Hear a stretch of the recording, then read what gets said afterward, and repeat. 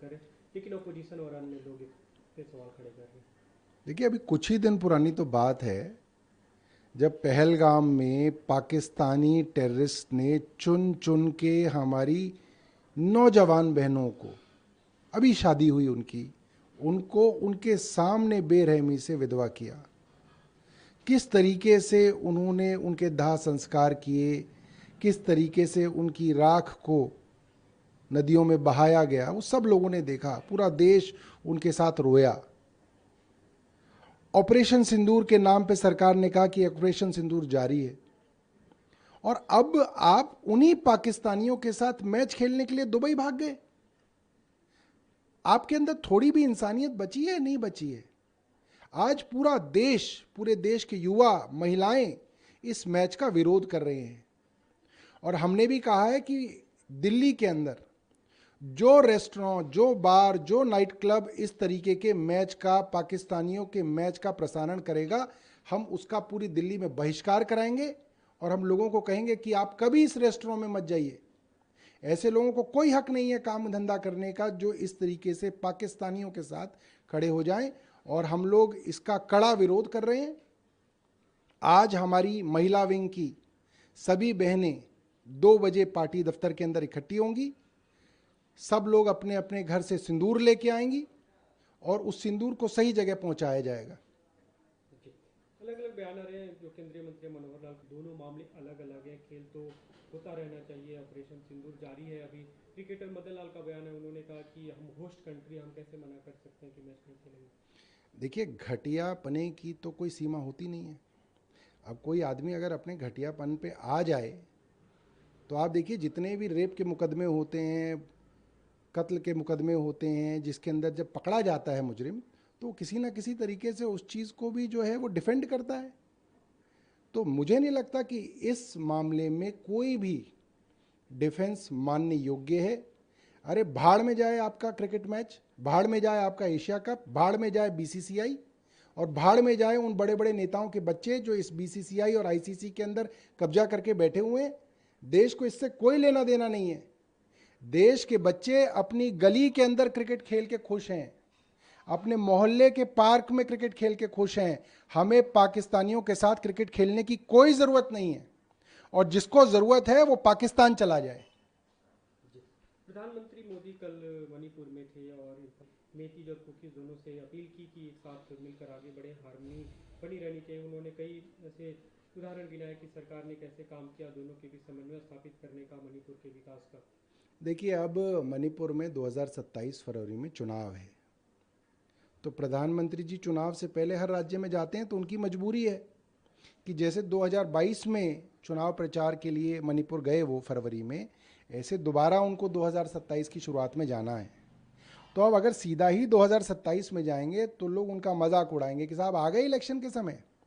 इसीलिए उसकी भरपाई करने के लिए, एक जो कह सकते हैं ना फॉर्मेलिटी के लिए, उन्होंने मणिपुर को जाके छू लिया है कि भैया मैं बीच में भी आया था। ये बहुत शर्मसार करने वाली बात है।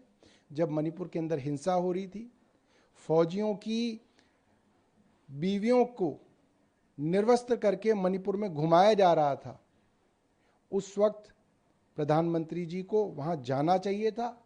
वो नहीं गए, विदेशों में घूमते रहे, अलग अलग राज्यों में घूमते रहे, सब कुछ किया, मगर मणिपुर नहीं गए। तो हम ये मानते हैं कि ये जो उनकी मणिपुर की विजिट है, ये कोरी राजनीति है। जी, पी चिदम्बरम ने इस पर ट्वीट किया, उन्होंने लिखा है कि 2023 में मारे गए थे, हजारों लोग घायल हुए। आज जो प्रधानमंत्री जाके पैकेज का ऐलान कर रहे हैं, क्या उससे लोगों की जिंदगी वापस आ पाएगी? देखिए, ऐसा है, पैकेज तो आप तालिबान को भी दे रहे हो, पैकेज तो आप अफ्रीका की छोटे छोटे देशों को भी दे रहे हो जिसके अंदर आपका कोई लेना देना नहीं है, पैकेज तो आप अभी कुछ दिनों पहले मॉरिशस को दे के आए हो। अब पैकेज से बिकने वाली जनता खत्म हो गई है।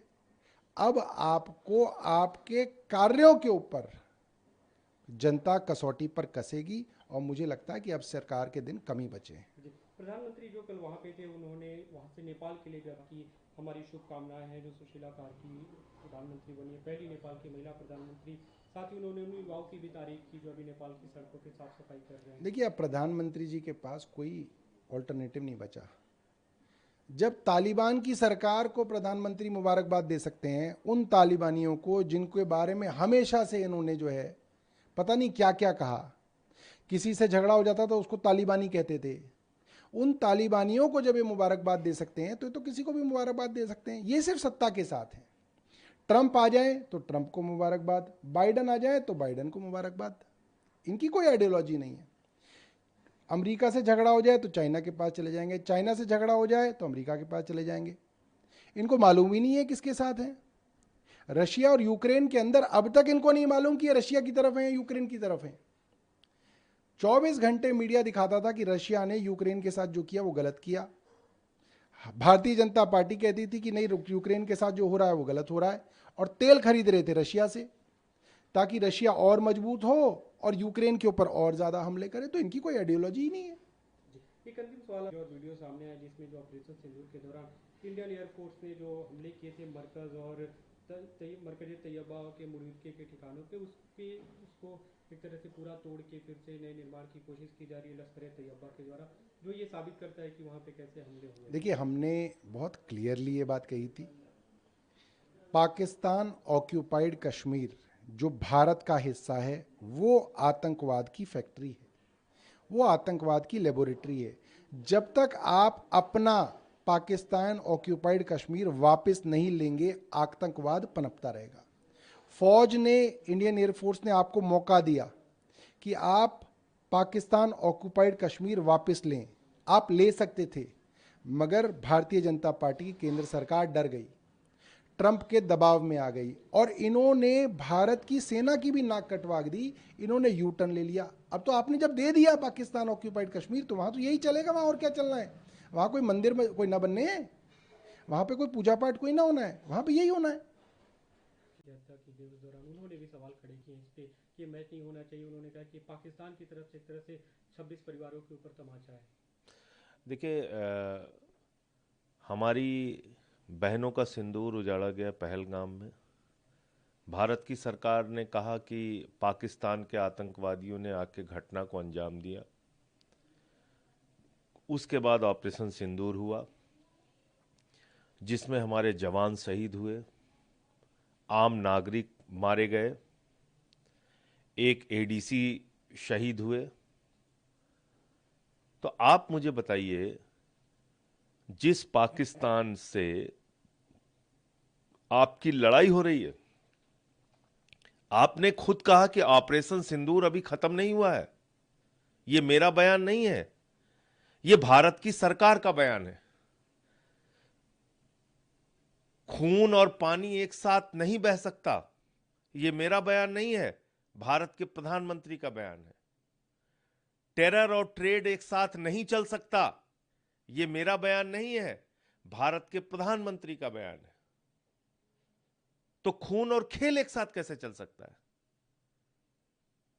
क्योंकि उसमें आपके बेटों का धंधा जुड़ा हुआ है, हजारों करोड़ रुपए की कमाई जुड़ी हुई है।